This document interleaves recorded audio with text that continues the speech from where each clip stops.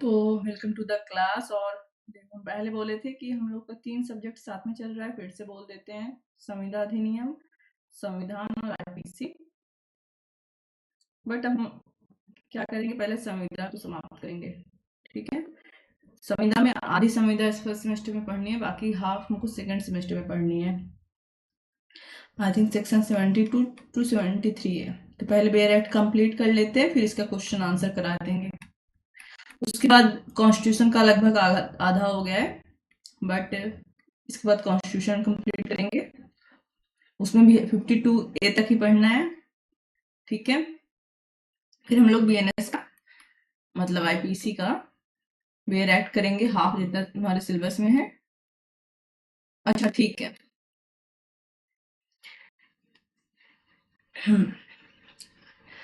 एक चीज अभी ध्यान आया, आईपीसी का सिलेबस दूसरा है, बीएनएस का दूसरा है, क्योंकि आईपीसी में जो सिलेबस है तुम्हारा वो बीएनएस में कहीं और सेक्शन दिया हुआ है। ठीक है, तो अगर हम बीएनएस का वेयर एक्ट पढ़ेंगे तब ठीक है, क्योंकि हमारे सिलेबस में भले आईपीसी है लेकिन हमारे भविष्य में ही काम आएगा। तो हम वेयर एक्ट भले पढ़ा रहे हैं बीएनएस का, और क्वेश्चन आंसर के लिए तुम लोग क्या पढ़ोगे, आईपीसी ही पढ़ोगे, क्योंकि आईपीसी का सिलेबस अलग है। हाफ आईपीसी जो है, for example I think murder section 300 और 299 अपराधी मानववाद, तो ये तुम्हारे सेकेंड सेमेस्टर में है एलएलबी में। लेकिन बीएनएस में अगर बीएनएस के हिसाब से बेयर एक्ट देखेंगे तो सेक्शन 100 के आसपास कहीं पर है। तो फिर अगर हम यहाँ बेयर एक्ट पढ़ा देंगे तो वहाँ तुम्हारा अटक जाएगा। इसलिए क्वेश्चन आंसर हम लोग पढ़ेंगे तो आईपीसी के हिसाब से, बेयर एक्ट हम सिर्फ पढ़ेंगे अपना बेस तैयार करने के लिए। ठीक है, और बेयर एक्ट ही तुम्हें हमेशा याद रखना है। उसके बाद हम लोग हिंदू लॉ देखेंगे, टॉल्ट देखेंगे। एक चीज तुम्हारे सीनियर्स के साथ हुई सेकंड सेमेस्टर में, टॉल्ट और आईपीसी। ठीक है, यही पूछ लिया था, क्या कहते हैं, फर्स्ट सेमेस्टर वाला ही पूरा का पूरा कंप्लीट वही पूछ लिया था। मतलब टॉल्ड तो पूरा डिट्टो सिलेबस फर्स्ट सेमेस्टर का ही पूछ लिया था, जबकि सेकंड सेमेस्टर में सिलेबस अलग है। ठीक है, अब बच्चे पता नहीं कैसे देकर आए होंगे, क्योंकि बहुत ज़्यादा फर्स्ट सेमेस्टर में भी कोई एकदम बेसिक तो तैयार करता नहीं है, आईएसपीसीएस की तरह रट्टा मार के एग्जाम देकर आता है एक दिन पहले। तो उनका रिजल्ट आए तो देखते हैं क्या हुआ है। इसलिए अच्छे से पढ़ना फर्स्ट सेमेस्टर का सिलेबस, टॉल्ड का। हिंदू लॉ का प्रॉब्लम नहीं, क्योंकि यहाँ पे हिंदू लॉ है, वहाँ मुस्लिम लॉ है, मुस्लिम लॉ में हिंदू लॉ तो पूछ नहीं लेंगे। बट आईपीसी, टॉल्ट, ये सब कॉन्स्टिट्यूशन में भी नहीं पूछेंगे, क्योंकि कॉन्स्टिट्यूशन, हाँ कॉन्स्टिट्यूशन में भी पूछा था, जैसे कि पीआईएल वगैरह पूछ लिया था। ठीक है, ओके। तो आज के टॉपिक में बेयर एक्ट हम लोग शुरू करेंगे। इतनी कहानी होने के बाद व्यतिकारी वचनों का पालन। तो एक वचन होता है और एक व्यतिकारी वचन होता है। तो व्यतिकारी वचन की परिभाषा हमने सेक्शन 2 शायद एफ में देखी थी। ठीक है, अब हम वापस नहीं जाएंगे ऊपर, दिखा देते हैं। रिकॉर्डिंग स्टॉप, ये रहा, हम बोल रहे EAF में होगा, 2F में दिया है। जो वो वे वचन जो एक दूसरे के लिए प्रतिफल या प्रतिफल का भाग है, व्यतिकारी वचन कहलाते हैं। ठीक है, तो सामान्यतः वचन हो गया जो एक दूसरे को दिया जाता है, वचन एक दूसरे के लिए प्रतिफल होते हैं। ओके, जैसे एक्स वाई को वचन देता है कि मैं तुमको अपनी कार दूंगा। ठीक है, वाई वचन देता है मैं तुमको बदले में 5 लाख रुपया दूंगा। ओके, तो ये वचन के साथ साथ क्या अपने आप में लिए हुए हैं, प्रतिफल भी लिए हुए हैं ना, क्योंकि दोनों को कुछ ना कुछ मिल रहा है, इसलिए ये व्यतिकारी वचन है। ठीक है, ओके। अब हम लोग चलते हैं इससे संबंधित सेक्शन। ओके, ये रहा, व्यतिकारी वचनों का पालन कैसे होगा। तो सबसे पहले सेक्शन 51 आता है। सेक्शन 51, वचनदाता पालन करने के लिए आबद्ध नहीं है जब तक कि व्यतिकारी वचन ग्रहीता पालन के लिए तैयार और रजामंद ना हो। तो देखो, हमेशा की तरह हम तुमको बेयर एक्ट पढ़ रहे हैं, फिर इसको अभी हम व्हाइट अपने बोर्ड पे जाकर के इसको हम लोग शॉर्ट करेंगे। ठीक है, जबकि कोई संविदा साथ साथ पालन किए जाने के लिए व्यतिकारी वचनों से गठित हो, तब किसी भी वचनदाता के लिए अपने वचन का पालन करना आवश्यक नहीं है जब तक कि वचन ग्रहीता अपने व्यतिकारी वचन का पालन करने के लिए तैयार और रजामंद ना हो। देखो, एक्स वाई से कहता है इस हाथ से मैं तुमको कार दे रहा हूँ। वाई कहता है जैसे तुम मुझे कार दोगे तुरंत मैं तुमको पैसा दूंगा, ठीक है। अब ना ही एक्स बाध्य है ना ही वाई बाध्य है अपनी संविदा का पालन करने के लिए। फॉर एग्जाम्पल कैसा, मतलब क्या, एक्स तब तक बाध्य नहीं है वाई को कार देने के लिए जब तक वाई पैसा लेकर ना आ जाए। अगर वाई कह रहा है तू मुझे कार दे दो, जब संविदा हुई तब ये हो सकता तुरंत लेन देन होगा, लेकिन अब वाई कह रहा है दे दो कार, मैं तुमको कल पैसा ला के देता हूँ, ठीक है, तो ये मान्य नहीं होगा, ठीक है, यहाँ वाई बाध्य नहीं है। और अगर वाई कहता है, एक्स कहता है तुम मुझे 5 लाख दो, मैं तुमको बाद में कार देता हूँ, तो यहाँ वाई बाध्य नहीं है। बहुत सिंपल सी बात है, क्योंकि व्यतिकारी वचन क्या होते हैं, अपने वचन में ही प्रतिफल को जोड़े होते हैं, ठीक है, ओके। तो कोई भी पक्षकार बाध्य नहीं होगा। चलो एग्जाम्पल देखते हैं। दृष्टांत देखो, जो बेयर एक्ट में दृष्टांत एग्जाम्पल होते हैं, ये तुम्हारे एंट्रेंस एग्जाम के लिए, प्री एग्जाम के लिए और मेंस एग्जाम सबके लिए भी इंपॉर्टेंट होता है, प्लस कभी कभी इंटरव्यू में भी क्वेश्चन बन के आता है, ठीक है। मेंस में तो ये एग्जाम्पल दे देंगे और बताएं, पूछ लेंगे कि क्या है, तो आपको बताना पड़ेगा इस सेक्शन से संबंधित है, इसमें ये आधार बनता है, क्या प्रभाव हो सकता है वगैरह। ए और बी संविदा करते हैं कि बी को ए माल परिदत्त करेगा, ठीक है। ए और बी संविदा करते हैं कि बी को कुछ सामान ए देगा, इसको थोड़ा सा राइट कर लें, ठीक है, जिसके लिए संदाय माल के परिधान पर खा द्वारा किया जाएगा, ओके। ए और बी संविदा करते हैं कि ए बी को कुछ सामान देगा और सामान के बदले जो भी प्रतिफल में संदाय होगा, पैसा वगैरह, बी ए को देगा, ठीक है। तो यहाँ पे मान लो ये इनको सामान दे रहे हैं एक्स, बदले में इनको वाई दे रहे हैं, ओके। यहाँ एक्स बाध्य नहीं है बी को सामान देने के लिए जब तक बी तैयार नहीं है पेमेंट करने के लिए, या बी पेमेंट करने के लिए बाध्य नहीं है जब तक ए सामान देने के लिए तैयार नहीं है, ठीक है। ए गया बी की दुकान पे, बोला मुझे पार्ले जी दो, ओके। बी बोला ठीक है, तुरंत 10 रुपए निकालो, ओके। अब यहाँ ए 10 रुपए बी को तब तक देने के लिए बाध्य नहीं है जब तक बी पार्ले जी ए को नहीं देता, ओके। और बी तब तक ए को पार्ले जी देने के लिए बाध्य नहीं है जब तक ए उसको पेमेंट ना कर दे। इसका मतलब तुरंत लेन देन हो रहा है, ठीक है। और अगर दोनों में से कोई पक्षकार तुरंत अपनी वचन का पालन नहीं कर रहे हैं, दोनों पक्षकार में से कोई बाध्य नहीं किया जा सकता। बाध्य का क्या मतलब होता है यहाँ पे, पहले ये समझ लो। देखो, संविदा अधिनियम में बाध्य का मतलब ये होता है कि अगर कोई पक्षकार अपनी बात से पीछे हट गया और अपनी संविदा का पालन नहीं कर रहा, तो हम कोर्ट चले जाते हैं और कोर्ट उस संविदा का पालन करा सकता है। बट अगर किसी सेक्शन में लिखा है कि कोई पक्षकार संविदा से बाध्य नहीं है, इसका मतलब कि कोर्ट भी उस संविदा को लागू नहीं करा सकता, ओके। माल के लिए संदाय करना बी के लिए आवश्यक नहीं है जब तक कि संदाय, ठीक है, वही हुआ कि माल तब तक नहीं देना, सामान तब तक नहीं देना जब तक पेमेंट ना हो जाए, या पेमेंट तब तक नहीं करना जब तक सामान ना मिल जाए, ओके। ए और बी संविदा करते हैं कि ए किस्तों में दी जाने वाली कीमत बी को माल परिदत्त करेगा और पहली किस्त परिधान पर दी जाती है। माल का परिधान करना ए के लिए आवश्यक नहीं है जब तक बी परिधान पर पहली किस्त देने के लिए तैयार और रजामंद ना हो। फिर से पढ़ते हैं क्या बोल रहे हैं। ए और बी कॉन्ट्रैक्ट करते हैं कि ए जो है किस्तों में दी जाने वाली कीमत पर बी को माल परिदत्त करेगा और पहली किस्त परिधान कर दी जाती है, ओके। पहली किस्त देना बी के लिए आवश्यक नहीं है जब तक कि का पहली किस्त के संदाय पर माल परिदत्त करने के लिए तैयार और रजामंद ना हो। कौन सा सेक्शन पढ़ रहे थे हम लोग? 51। चलो अब हम लोग अपने बोर्ड पर समझाते हैं पूरी कहानी क्या थी, ठीक है, ओके। व्यतिकारी वचन की बात हो रही है। व्यतिकारी वचन क्या होते हैं? वो वचन जो अपने आप में प्रतिफल को भी ऐड किए होते हैं, मतलब वचन के साथ ही जो वचन दिया जा रहा है उसमें प्रतिफल ऐड है, पैसा कितना पैसा लेन देन होगा संविदा में वचन के साथ ही ऐड है। जिसकी परिभाषा हमने सेक्शन 2F में पढ़ी हुई है। नाउ इसके बारे में हम इसके पालन के बारे में सेक्शन 51 से 58 तक पढ़ेंगे, और इसका सबसे पहला सेक्शन जो है वो है सेक्शन 51।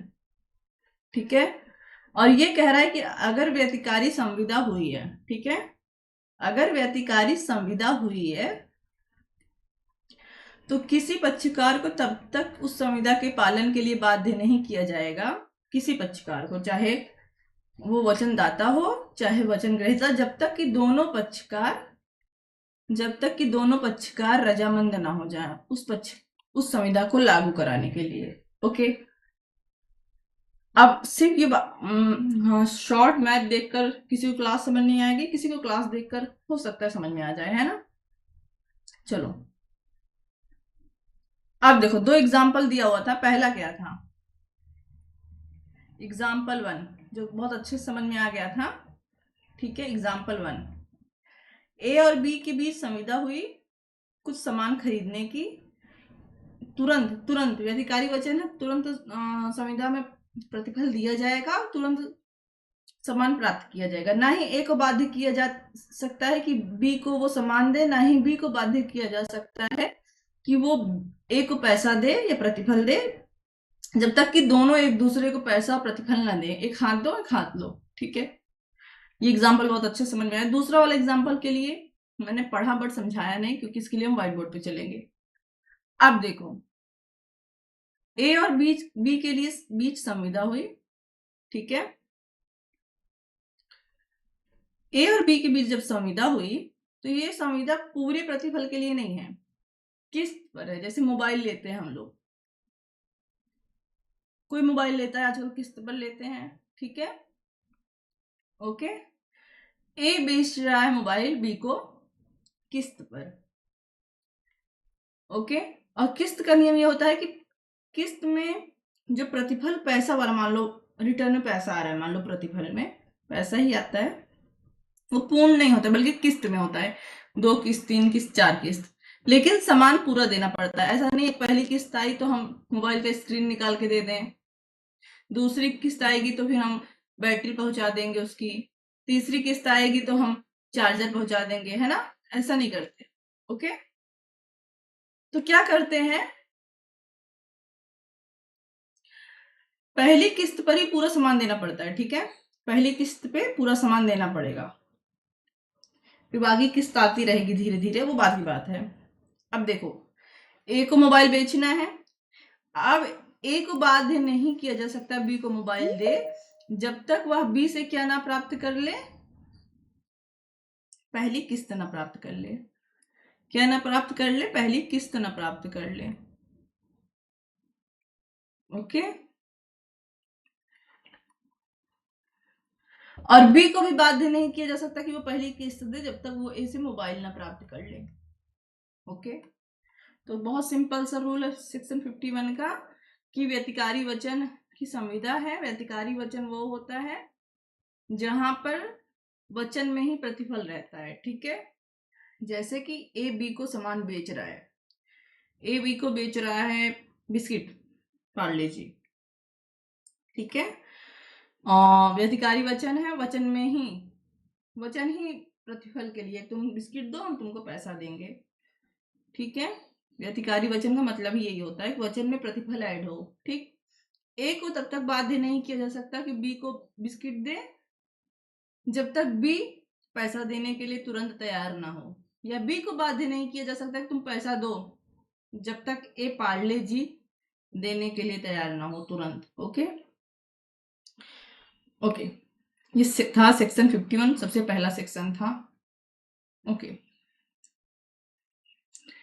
ये जो हम लोग ब्लैक बोर्ड पे समझते हैं इसलिए इसमें टाइम लगता है। हाँ, 6 से 7 सेक्शन समझने में 1 घंटा लग जाता है। नहीं तो देखो शॉर्ट वीडियो है क्लासेस, और बहुत अच्छे अच्छे टीचर्स का यूट्यूब पे शॉर्ट 1 शॉर्ट में मतलब 1.5-2 घंटे में पूरा कॉन्ट्रैक्ट खत्म कर देते हैं।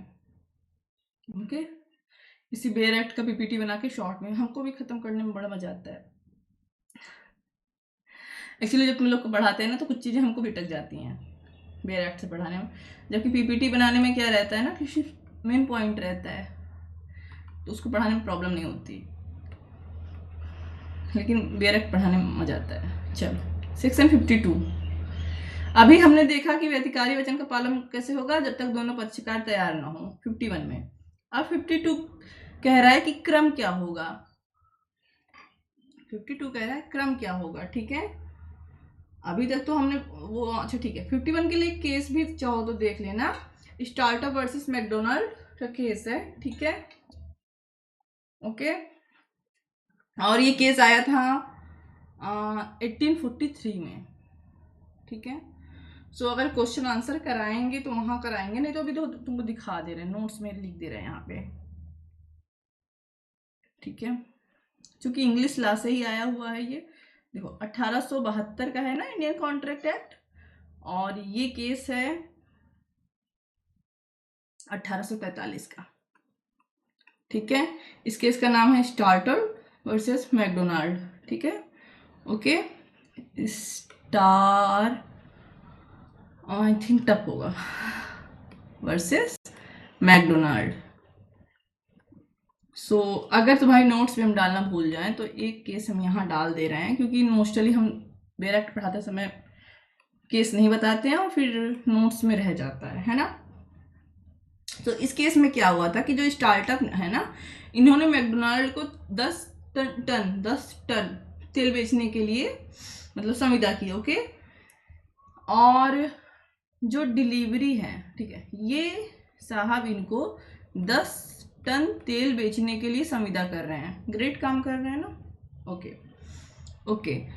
और जो डिलीवरी की डेट थी वो मार्च का जो लास्ट 14 डे होता है वो था, मतलब लास्ट, मतलब मार्च का लास्ट हाफ जो टाइम होता है उसमें डिलीवरी करने का संविदा हुआ था, ठीक है। और जैसे फॉर एग्जांपल मान लो कि 15 मार्च से लेकर 29 मार्च के बीच तेल देने को बोला था कि हम इस बीच में आपको तेल देंगे 10 टन, ओके, नो प्रॉब्लम। अब तेल देने के 10 दिन बाद मैकडोनाल्ड ने बोला था कि हम पैसा देंगे, ठीक है, ओके। 10 दिन बाद, मतलब मैकडोनाल्ड को जब पैसा मिल रहा है उसके 10 दिन बाद वो पेमेंट करते हैं उसका, ठीक है। अब भैया इन्होंने तेल तो दिया, बट मैकडोनाल्ड ने पैसा देने से मना कर दिया, ठीक है,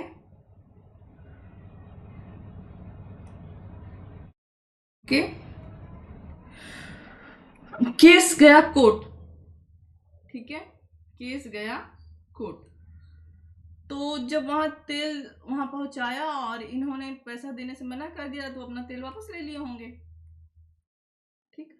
तो तेल नहीं, केस गया कोर्ट, ठीक है, दोनों पक्षकार कोर्ट गए और मैकडोनाल्ड ने कहा कि सर इन्होंने तेल तो हमको दे दिया है ना। कोर्ट ने कहा ऐसा है, जब आपने पैसा देने से मना कर दिया है तो वो तेल देने के लिए बाध्य नहीं है।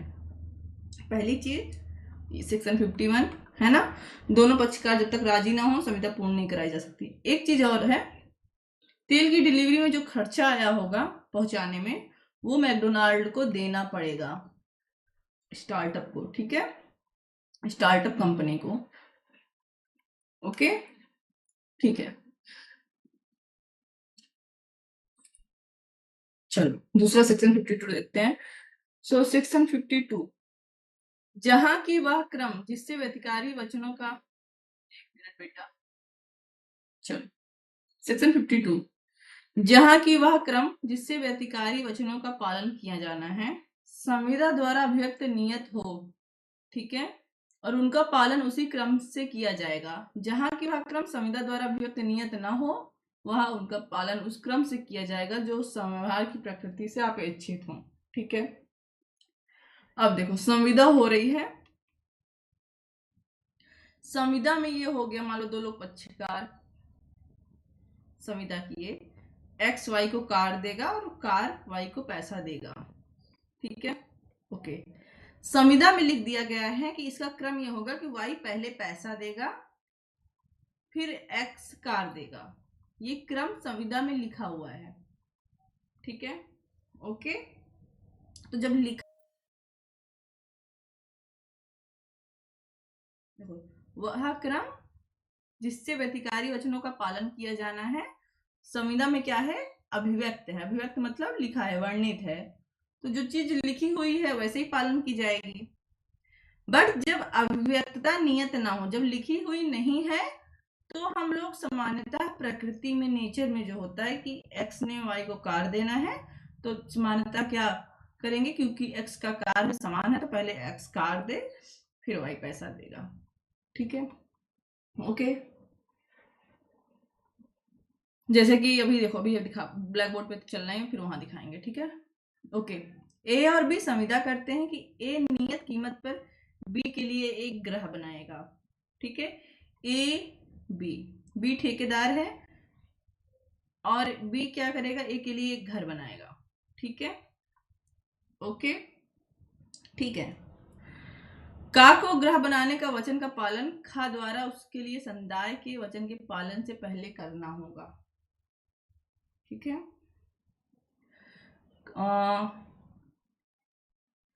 सॉरी उल्टा हम कर दिए।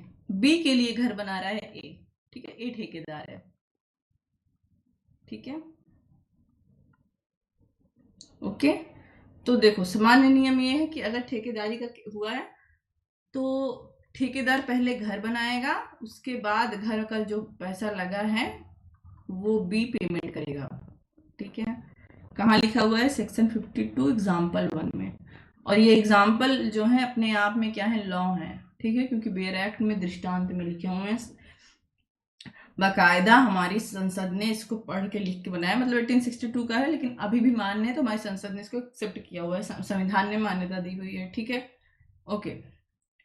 ए और बी संविदा करते हैं कि ए अपना व्यापार स्टॉक ए नियत, ठीक है, ये वाला रहने दो पढ़ने को, नहीं तो कंफ्यूज हो जाओगे और हमको अगला सेक्शन भी पढ़ना है। चलो,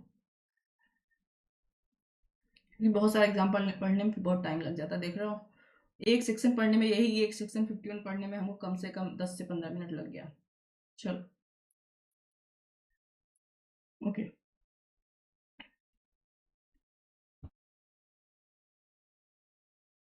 कम से कम 58 सेक्शन कंप्लीट करना है ना। ठीक है, सेक्शन 52 बताता है व्यतिकारी वचन का संविदा का जो पालन है वो किस क्रम में होगा।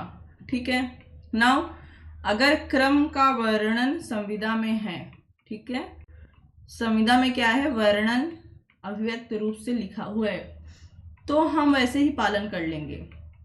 जैसे हमने देखा, अगर लिखा हुआ है कि पहले बी पैसा देगा तो कार दिया जाएगा, तो पहले बी को ही पैसा देना होगा तब कार देंगे। लिखा हुआ है पहले ए कार देगा तब भी पैसा देगा। लेकिन अगर लिखा हुआ नहीं है, वर्णन नहीं है कि कौन कब पैसा देगा, किस क्रम में संविदा का पालन होगा, तो हम सामान्यतः नेचुरल तरीका अपनाएंगे। ठीक है, समव्यवहार का क्या होता है, समव्यवहार का नेचुरल तरीका कि पहले हम सामान लेते हैं फिर पैसा देते हैं। ठीक है, समव्यवहार का समान तरीका। ठीक है, इसके लिए एग्जाम्पल भी, पहला वाला एग्जाम्पल तुम याद रख सकते हो बेयर एक्ट का।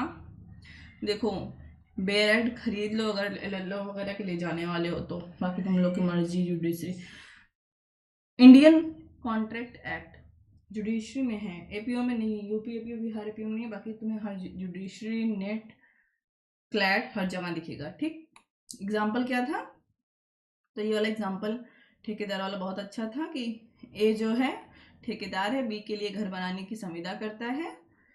पहले ठेकेदार को क्या बनाना पड़ेगा, घर बनाना पड़ेगा, अगर संविदा में वर्णित नहीं है तो। ठीक है, और उसके बाद ही बी क्या करेगा, पेमेंट करेगा। ओके, अब एक केस भी हम बता देते हैं इसमें भी। ओके, इन तुम्हारे केस, क्योंकि हम अक्सर अभी तक केस छोड़ते आए हैं कि बाद में हम लोग देखेंगे, बाद के चक्कर में कुछ इंपॉर्टेंट केस रह जाएंगे और तुम लोग को ध्यान नहीं आया तो, या मुझे ध्यान नहीं आया किस सेक्शन में कौन सा केस रह गया। सो एक केस है, केस का नाम है सुंदरा वर्सेस बालचंद्र। देखो ये सब केस इंपॉर्टेंट नहीं है।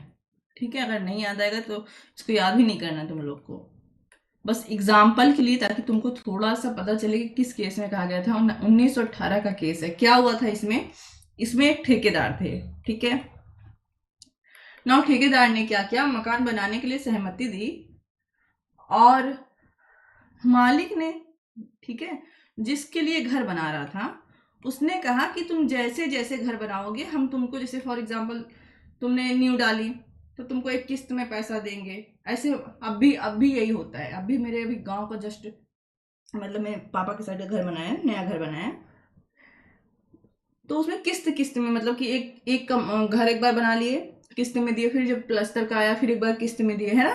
तो मैं तुमको किस्त में पैसा दूंगा, ठीक है, एक बार में पूरा पैसा नहीं दे दूंगा, ना ही लास्ट में दूंगा, ठीक है। ठेकेदार ने क्या किया, देखो, अब जब ये काम शुरू हो रहा है, ठीक है, काम शुरू हो रहा है, तब ये वर्णित हो गया संविदा में, चाहे लिखित हो चाहे अलिखित हो, चाहे बोल कर किया गया हो, बस संविदा के क्रम में ये क्या हो गया है, वर्णित हो गया है। अर्थात जो लिख दिया गया है या बोल दिया गया है, वर्णित हो गया है, मतलब स्पष्ट हो गया है और उसी का पालन करना पड़ेगा। जब वर्णित हो गया है, जब बोल दिया गया है कि क्रम में दिया जाएगा तो क्रम में ही दिया जाएगा। अब आप बीच में मांग नहीं कर सकते। लेकिन ठेकेदार साहब क्या करते हैं कि कोई चरण आता है, मान लो कि प्लस्तर करना था पूरे घर को, वो चरण आया, उससे पहले ही पैसा मांगने लगे उसका कि भैया को पहले पैसा दे दो, फिर मैं तुमको क्या कहते प्लस्तर कर दूंगा।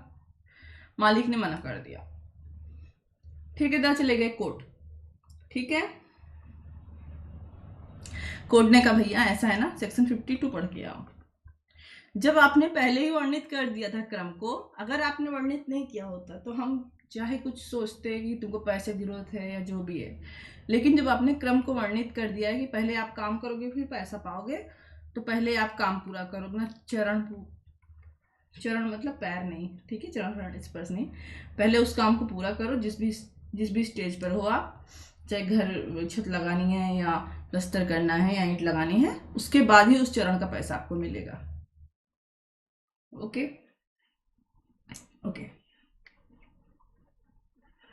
सो सेक्शन 53, जिस घटना के घटित होने पर संविदा प्रभावशाली होनी है उनका निवारण करने वाले पक्षकार का दायित्व। ओके, जबकि किसी संविदा में अधिकारी वचन अंतर्दृष्ट हो, ओके, और संविदा का एक पक्षकार दूसरे को उसके वचन का पालन करने से निवारित करे, तब वह संविदा इस प्रकार निवारित किए गए पक्षकार के विकल्प पर शून्य करनी हो जाती है और वह किसी भी हानि के लिए जो संविदा के अपालन के परिणाम स्वरूप उसे उठानी पड़ी दूसरे पक्षकार से प्रतिकर पाने का हकदार है।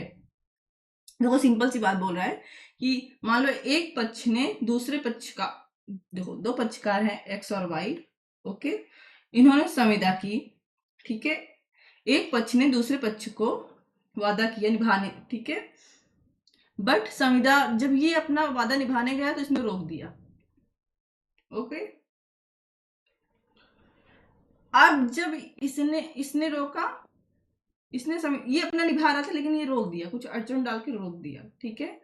अब बाद में ये कोर्ट जाकर उस संविदा का पालन नहीं करवा सकते, ओके, और वाई को जो नुकसान हुआ है वो इनको भरना पड़ेगा। ए और बी संविदा करते हैं कि बी 1000 रुपए के बदले ए के लिए अमुक काम निष्पादित करेगा, ठीक है। ए और बी क्या कर रहे हैं, संविदा कर रहे हैं कि बी 1000 रुपए में कोई काम ए के लिए करेगा, तो बी को क्या मिलेगा, 1000 रुपए प्रतिफल, और ए का क्या मिलेगा, कोई काम हो जाएगा, ठीक है। और जब भी उस काम को करने के लिए जाता है और तैयार होता है तो ए उसे वैसा करने नहीं देता, अड़चन डालता है, किसी कारण से रोक देता है, ठीक है। संविदा बी के विकल्प पर शून्य करनी है, तो ये शून्य करनी संविदा, देखो तुम्हारे एग्जाम में शून्य और शून्य करनी संविदा जरूर आएगी, ठीक है, वहां पर सेक्शन 53 लिखना है, अगर याद रहे, क्योंकि किस लिए लिखना है, पूरा संविदा भले नहीं लिखना है, लेकिन एग्जाम्पल के लिए कि section 53 of Indian contract act भी शून्य करनी संविदा का उदाहरण है, ठीक है। तो अब भी चाहे तो संविदा को शून्य करवा सकता है, ऐसी संविदा तो किसी एक पक्षकार के विकल्प पर शून्य होती है, शून्य करनी होती है, ठीक है। और अगर वो ऐसी संविदा को शून्य करवाता है तो उसका कुछ तो नुकसान हुआ होगा, उसके लिए वो का से प्रतिकर वसूलने का हकदार है। अब चलो तुमको तुम्हारे बोर्ड पे समझाते हैं, है ना। बोर्ड पे समझाने के बाद ये रहता है तुम लोग के पास एक शॉर्ट नोट्स रहता है, इन केस कभी हम तुमको मालूम नोट्स नहीं दे रहे हैं, इसका मालूम नहीं दे नहीं है, तो तुम लोग के पास ये है, अगर तुम लोग नोट्स बना रहे हो तो ओके बनाते चलो।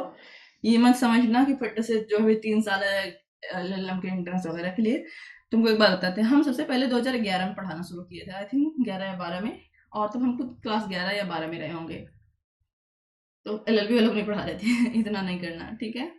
तो हम कौन सी क्लास का पढ़ाए हुए हैं, उस टाइम हम क्लास वाइज छोटे से 1 से 2, फिर क्लास 2014 से हम क्लास 6 को पढ़ाना शुरू किए। 2015 में हम सिर्फ 1 महीना गए थे, मेरा मन नहीं लगा, मैं स्कूल स्कूल स्कूल पढ़ाने, ठीक है।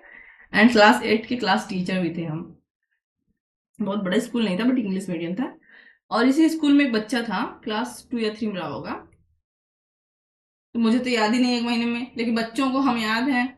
वो बच्चा तुम लोग का सीनियर है, ठीक है, 3rd सेमेस्टर में है। उसके बाद फिर मैंने स्कूल छोड़ दिया, क्योंकि मेरे पास इतना ज़्यादा ट्यूशन पढ़ाने को था ना, इतना ज़्यादा। सो हम क्लास 12 तक, क्लास 1 से लेकर क्लास 12 तक पढ़ाते थे, सो मैं जानती हूँ किस बच्चे के दिमाग में क्या चल रहा है, ठीक है। छोटे बच्चों में मैं बस उन्हीं को पढ़ाती थी जो पढ़ने में अच्छे रहते थे, जो बच्चे थोड़े से भी इधर उधर रहते थे, ये तो मैं उनको नहीं पढ़ाती थी, ये तो वो मुझसे नहीं पढ़ते थे, ठीक है। वो जो छोटे छोटे बच्चे अच्छे पढ़ने में थे ना, उनको पढ़ा के समझ में आया कि ये मत समझना कि जो अभी नए नए ज्वाइन किए हैं उनको बहुत बेसिक तैयार नहीं होगा। वो छोटे छोटे मतलब शैतान बच्चे हैं, उनका दिमाग सिर्फ इतना ही तुमसे लेट है कि उन्होंने वो चैप्टर पढ़ा नहीं है, और हमने वो चैप्टर 10 बार पढ़ा है बट हमने उसको समझा नहीं है। जिस दिन वो चैप्टर वो पढ़ लेंगे, हमसे आगे निकल जाएंगे। ऐसे ऐसे इंटेलिजेंट बच्चे हैं, ठीक है। क्या कह रहे थे हम, कहाँ चले गए, ओके।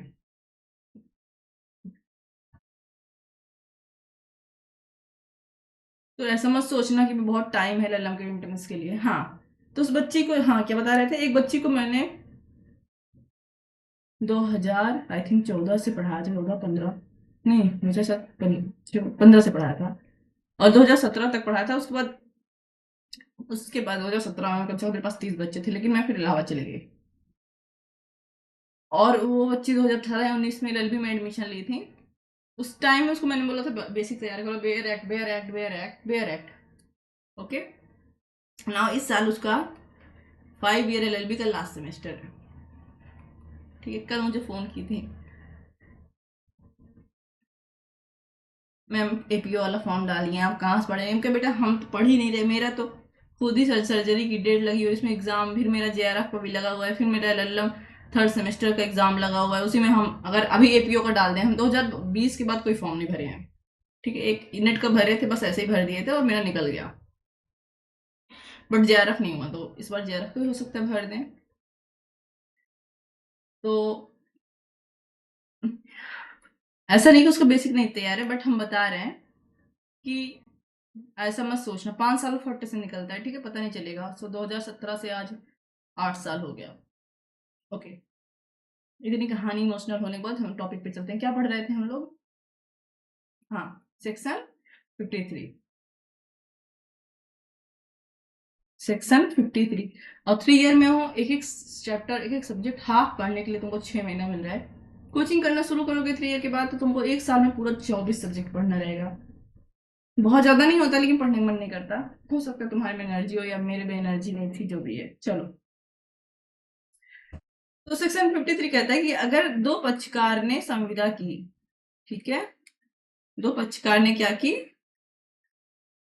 संविदा की है, ठीक है,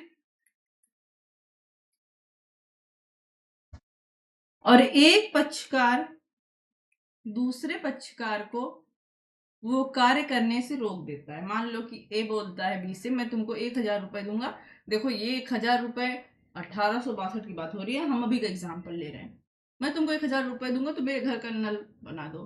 बी बेचारा अपना मतलब उसका कहीं काम लगा था, उस दिन काम रोक कर ए के घर पहुंचा, जैसे ही नल बनाने लगा ए ने आके रोक दिया, तुमसे नहीं बनवाऊंगा, ठीक है। अब बी यहाँ पीड़ित पक्षकार है, और वह संविदा जो एक पक्षकार के विकल्प पर शून्य हो जाती है, एक शून्य संविदा होती है, ठीक है, वो सामान्यतः शून्य होती है, कानून ने उसको शून्य बना के रखा है। और एक संविदा किसी एक पक्षकार के विकल्प पर शून्य होती है, तो यहाँ बी के विकल्प पर शून्य होगी। ऐसे शून्य संविदा को शून्य करणीय कहते हैं। करणीय मतलब जिसको शून्य कराया जा सके। ओके, तो बी क्या करता है, शून्य करणीय करा लेता है। अब बी एक दिन का उसको नुकसान हुआ ना, तो जो उसको नुकसान हुआ वो दूसरे पक्षकार से रोकता है, तो बी को क्या होगा, नुकसान होगा। जो नुकसान होगा तो वो क्या, किस चीज का हकदार है, पहला संविदा को शून्य करणीय करा सकता है कोर्ट में जा करके। दूसरा, ए से वो क्या कर सकता है, प्रतिकर प्राप्त करेगा जितना उसका नुकसान हुआ। ठीक है, ओके।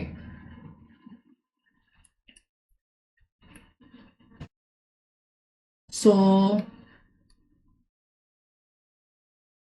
एक केस इसमें भी बता दें, देखते हैं मन करेगा तो। सो एक केस था कोल्ड वर्सेस अम्बरगेट रेलवे कंपनी, 1851 का केस है। एंड टाइम की थोड़ी सी हमको कमी हो रही है क्योंकि हमको लग रहा है, ठीक है, ओके, लिख दे रहे हैं यहाँ पे, एक्सप्लेन कर देंगे। ठीक है, कॉल्ट वर्सेस अम्बरगेट। ठीक है, रेलवे कॉर्पोरेशन या कंपनी जो भी ये लिखा हुआ है। ठीक है, 1851 क्या हुआ था, कॉल्ट को रेलवे कंपनी के लिए कुर्सियां, जो कॉल्ट थे इनको रेलवे कंपनी के लिए कुर्सी बनाने का ऑर्डर मिला था। ठीक है, ओके, बट कॉल्ट ने ना ही कुर्सी बनाई और इस कंपनी ने ना ही आवश्यक जो खर्चा देना था, ठीक है, वो दिया। ठीक है, तो सबसे पहले कंपनी ने खर्चा रोका। इस संविदा में होता पहले आप कुछ पेमेंट करोगे फिर हम क्या करेंगे, कुर्सी बनाएंगे। ठीक है, बट कंपनी ने क्या किया, पैसा रोक दिया। जब पैसा रोक दिया तो भैया कॉल्ट के काम में बाधा उत्पन्न हुई, और जब काम में बाधा उत्पन्न हुई तो इन्होंने कुर्सी नहीं बनाई। अब ये चले गए कोर्ट, ये कोर्ट है, ये चले गए कोर्ट मतलब न्यायालय। और जब न्यायालय चले गए तब कोर्ट ने कहा, ठीक है, कोर्ट ने कहा देखो, रेलवे कंपनी ने कहा कि इन्होंने जानबूझकर डिलीवरी नहीं की है और हमको क्षतिपूर्ति दिलाई जाए। कंपनी कह रही है कि इन्होंने हमें कुर्सियां नहीं दी और हमें नुकसान हुआ तो हमें क्षतिपूर्ति दिलाई जाए। कोर्ट ने कहा नहीं, आपने बाधा उत्पन्न की, आपको जो नॉर्मल पेमेंट करना था या आपको जो डॉक्यूमेंट पहुंचाने थे वो आपने नहीं पहुंचाए, आपने बाधा उत्पन्न की, इसके कारण इन्होंने संविदा की पूर्ति नहीं की। यहाँ कोर्ट जिम्मेदार नहीं है बल्कि आप जिम्मेदार हो, उल्टा आपको क्या देना चाहिए, प्रतिकर देना चाहिए। ओके, अगले सेक्शन पे चलते हैं, सेक्शन 54। ओके, ढेर सारे एग्जाम्पल है इसमें, हमको लगता है आज इसी सेक्शन तक हम लोग करेंगे। ठीक है, व्यतिकारी वचनों से गठित संविदा में उस वचन के व्यतिक्रम का प्रभाव जिसका पालन पहले से किया जाना चाहिए। जबकि कोई संविदा है, ठीक है, व्यतिकारी वचन से संबंधित हो जिनमें से एक का पालन या पालन का दावा तब तक नहीं किया जा सकता जब तक दूसरे का पालन न कर दिया जाए, और अंतिम वर्णित वचन का वचन पालन उसके पालन करने में असफल रहे, तब ऐसा वचनदाता व्यतिकारी वचन के पालन का दावा नहीं कर सकता और उसे संविदा के दूसरे पक्षकार को किसी भी हानि के लिए ऐसा दूसरा पक्षकार संविदा का पालन से उठाए प्रतिकर देना होगा, वगैरह वगैरह वगैरह।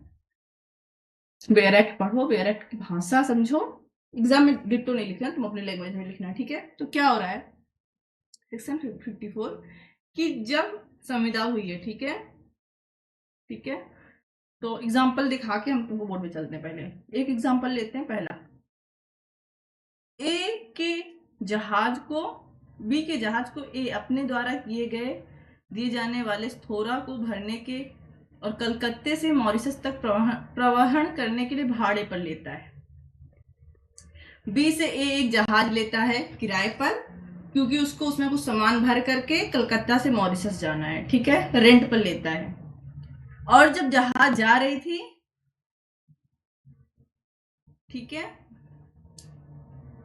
तो जहाज को भाई रेंट के बदले में कुछ पैसा मिलेगा ही बी को, ए पोत के लिए उससे कोई थोड़ा नहीं देता है, क्योंकि देखो बी का जहाज है, ठीक है, ए रेंट पर लेता है, पर एक सामान लाद कर लेकर जाना है, तो बदले में जब वो ए को रेंट देगा तो सामान थोड़ी देगा, है ना। बी के वचन के पालन का दावा ए नहीं कर सकता और बी को उस हानि के लिए जो भी उस संविदा के पालन के लिए उठाए प्रतिकर देना होगा, ठीक है। ओके,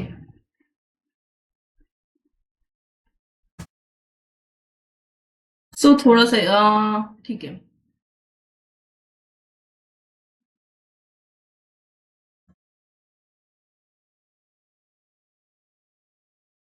थोड़ा सा कोई और एग्जांपल देख लेते हैं, क्योंकि वहां पे थोड़ा थोड़ा करके ना तो कंफ्यूजन कर रहा है वो।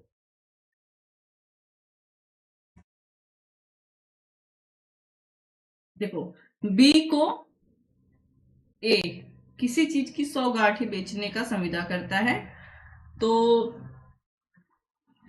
ए जो है 100 गांठें बी को किसी चीज की बेचता है, जिसका पेमेंट नेक्स्ट डे ए को बी करेगा, ठीक है, नेक्स्ट डे करेगा, ओके। और उनके लिए 1 मास के भीतर संदाय करने का वचन ए बी को देता है, ठीक है, जिसका पेमेंट नेक्स्ट डे बी को ए को करना था, ठीक है, ओके। अब ए क्या कह रहा है कि अगले महीने के अंदर अंदर मैं तुमको 100 गांठें बेचूंगा। देखो यहाँ संविदा हो रही थी, ठीक है, यहाँ संविदा हो रही थी कि मैं तुमको 100 गांठ बेचूंगा, कितने दिन के लिए, अगले 1 महीने के लिए, और जब भी मैं तुमको 1 महीने में जब जब 100 गांठें पूरी बेचूंगा उसके नेक्स्ट डे तुम मुझे पेमेंट कर दिया देना, ठीक है। का अपने वचन के अनुसार परिधान नहीं करता, संदाय करने के लिए बी के वचन का पालन आवश्यक नहीं है और का को प्रतिकर देना होगा।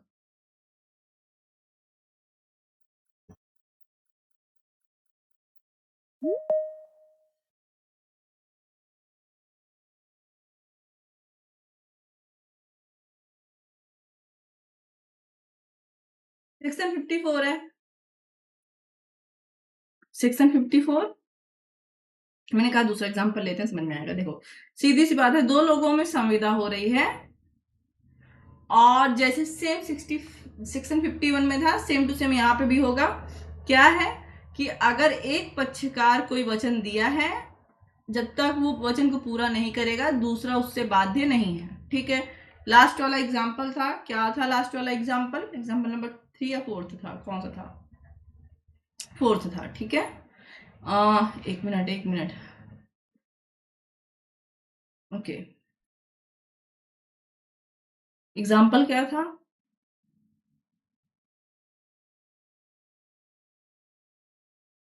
ए कहता है कि मैं तुमको 100 गांठ बेचूंगा, ठीक है, 100 गांठें किसी चीज की, मान लो रुई की बेच रहा है, ठीक है, और जब भी मैं तुमको 100 गांठें बेचूंगा तुम उसके नेक्स्ट डे मुझे उसका पेमेंट करना, ठीक है।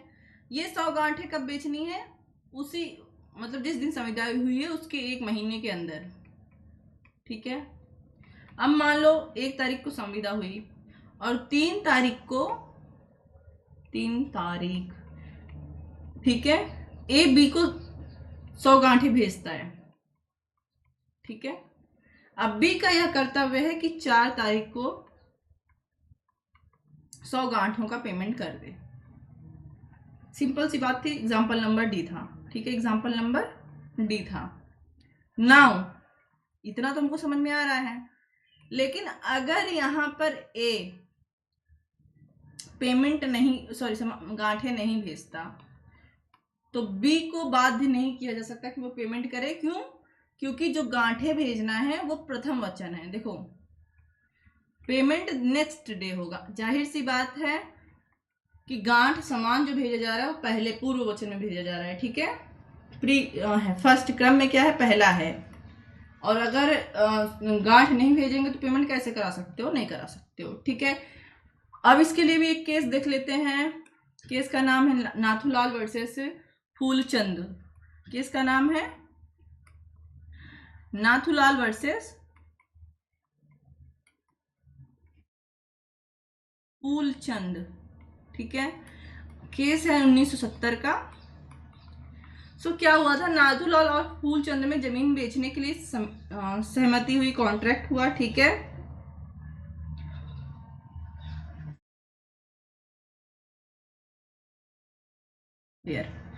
सो नाथूलाल को, फूलचंद को जमीन बेचनी थी, ठीक है। यहाँ पे पहले नाथूलाल को कुछ कागज वगैरह तैयार करने थे जो, और वो सारे कार्य करने के बाद ही फूलचंद पेमेंट करता, ठीक है। नाथूलाल ने कुछ नहीं किया, बट फूलचंद से पैसा मांगने लगा, तो मुझे पैसा दो।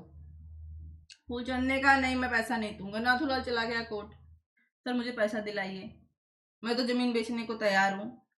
मान लो फूलचंद ने कहा हो कि आप 4 दीवारी पहले बना लो उस जमीन पर, उसका कागज पक्का कर लो, कुछ भी कर लो, ठीक है। और इस पर इन्होंने हामी भरी थी, बट ये पीछे हट गए। कोर्ट ने कहा नहीं, आप संविदा को लागू नहीं करा सकते। क्यों नहीं करा सकते? क्योंकि आपने अपने वचन का पालन नहीं किया, आपका वचन प्रथम था, ठीक है। इसलिए फूलचंद बाध्य नहीं है। ओके, अगला सेक्शन है सेक्शन 55।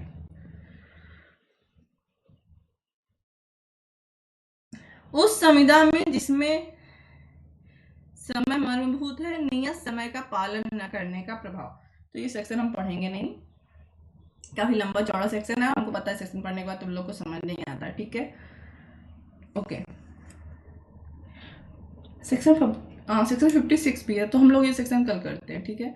सेक्शन 55 बहुत लंबा चौड़ा है, और सेक्शन 56 भी बहुत लंबा चौड़ा है, लेकिन सेक्शन 56 बहुत इंपॉर्टेंट है, वेरी इंपॉर्टेंट, ठीक है।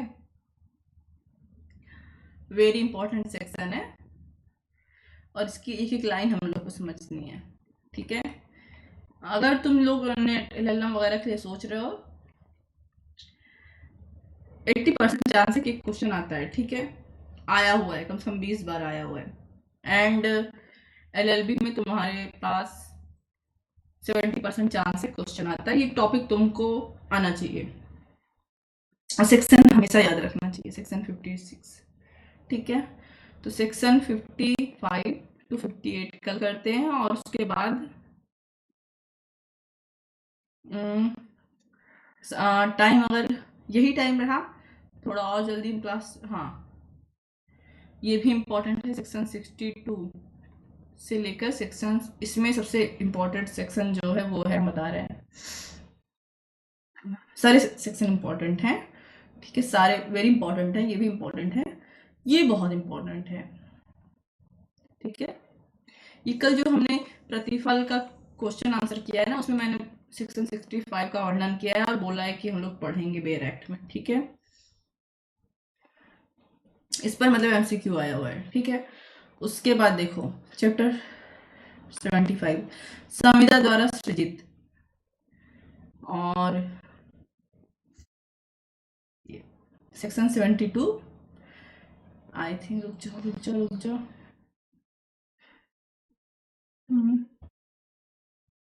ठीक है, हम लोग को कुछ और दिखा देते हैं। देखो सेक्शन एक सेक्शन पढ़ाने में हमको कम से कम 10 से 15 मिनट लग जाता है। अगर हमको सिर्फ बताना हो सेक्शन में क्या है ना, तो एक सेक्शन पढ़ाने में 1 मिनट का टाइम लगता है, बस 1 मिनट से 30 सेकेंड, ठीक। ये देखो, ये आ गया सेक्शन 124, ये एलएलबी सेकेंड सेमेस्टर में जाएगा, तो यहाँ से तुमको नहीं पढ़ना, सेकेंड सेमेस्टर में बहुत इंपॉर्टेंट है ये। चैप्टर 7 तुम्हारा हट गया है, नहीं है, ठीक है। तो सेक्शन 75 तक हमको इस सेमेस्टर में पढ़ना है, ओके। सेक्शन 76 से लेकर 123 को 1929 में 1930 में हटा दिया गया था। क्यों? क्योंकि यहाँ पर देखो, हम लोग एक सब्जेक्ट टीपीए पढ़ते हैं, प्रॉपर्टी संबंधित, 3rd सेमेस्टर में है, बट वो अचल अचल दोनों संपत्ति से संबंधित है। लेकिन चल संपत्ति, जैसे मान लो सामान बेचना है, बिस्किट बेचना है, कुर्सी बेचना है इत्यादि, इससे संबंधित एक एक्ट है माल का विक्रय अधिनियम, ठीक है। तो इस सेक्शन, जो ये अधिनियम है, पहले इसी में था, बेयर एक्ट में, इसी के संविदा अधिनियम के, बट इसको इसमें से हटाकर अलग से एक एक्ट बना दिया गया, ठीक है, माल विक्रय अधिनियम 1930, और ये तुम सेकेंड सेमेस्टर में पढ़ोगे, ठीक है। इसी के साथ ये जो तुम्हारा है ना, इसी के साथ अलग से